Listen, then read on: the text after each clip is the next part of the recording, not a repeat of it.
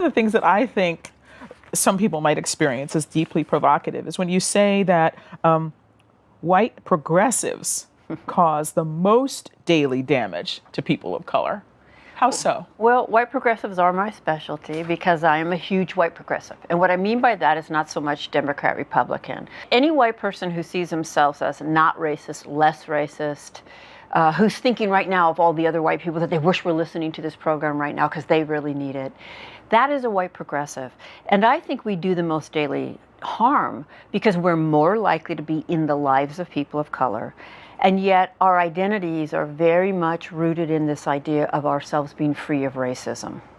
And so if racism comes up, we're going to put all of our energy into making sure you see us as free of racism, and really rarely any of our energy into what we need to be doing for the rest of our lives. It certainly includes people who have conscious intent of harm, but most bias is actually not conscious. So we have to change our understanding of racism from an individual moment that may or may not have occurred to the system we're in and that is circulating 24/7, 365.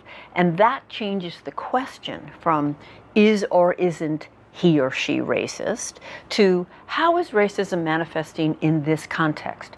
You speak very frankly in the book about how you've stepped in it yourself, if I can use that phrase. Can you give an example of where you experienced your own white fragility? Used to be the co-director of equity for a large nonprofit, and my other director was a black woman, so we were an interracial team, and our executive assistant was also a black woman. And one day the company hired a web developer to come in and design the company's webpage. And she set meetings up with every team to interview us about what we did so that she could design our page. So she calls the three of us into a meeting with her, and I'll call her Angela. And it turns out that she's also a black woman. So I'm in a room with three black women, two of which I'm very close to, and one I don't know at all.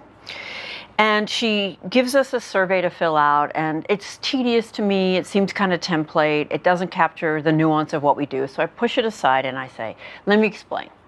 We go out into these different offices and we do these anti-racism trainings. In fact, Deborah here was asked not to come back when she went to such and such office. I guess her hair scared the white people. She has long locked braids. So I want you to notice what I'm doing. Not only am I making a joke about a black woman's hair, which is a sensitive issue and I do know better, but I'm positioning myself as the cool white person and they're all the clueless white people. And I wish I could tell you that I recognized I was doing that. I didn't. Meeting's over. A couple days later, the assistant Marcia comes to me and says, Angela was really offended by that joke you made about black women's hair. And I immediately, oh God, thank you. And I called Angela and I said, would you be willing to grant me the opportunity to repair the racism that I perpetrated towards you in the meeting last week? She said yes.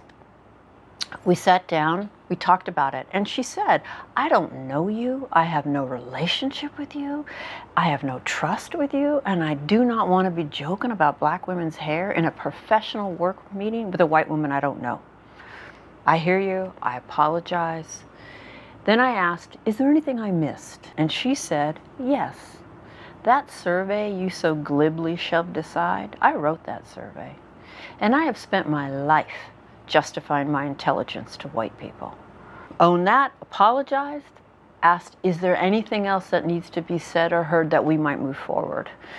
And she said, yeah, if we're going to work together, I'm sure you're going to run your racism at me again. And so the next time you do, would you like your feedback publicly or privately? Interesting. Well, I love her for that. I said, publicly, in my case, please. It's really important that other white people see that I'm not free of this, but it gives me an opportunity to model non-defensiveness. And are we good? We're good. And we moved on. And one of the things she said to me was, this kind of stuff happens to us all the time. What's never happened to me before is what you're doing right now, this repair, and I appreciate it. And I think white fragility functions as a kind of everyday white racial bullying. We white people so often make it so miserable for people of color to talk to us about what they're experiencing from us, to talk to us about the inevitable and often unaware racist patterns we're manifesting, that most of the time they don't. You said you don't want white people to feel guilty, which is exactly what I think some people listening to our conversation will feel and will think that you want to evoke. So why do you say you don't want white people to feel guilty? Well, because you didn't choose your socialization. You didn't choose your conditioning. You were born into a society that set you up in these ways. You don't need to feel guilty unless you know that and you're not doing anything about it, right? So I think guilt is a natural part of the process, but it's what you do with the guilt. If it becomes your excuse for not engaging any further, then it's just indulgent and you're just using it to protect your position. If it motivates you to keep going, then it's useful. You have a group of people who are resurgent at the moment, and we certainly see them open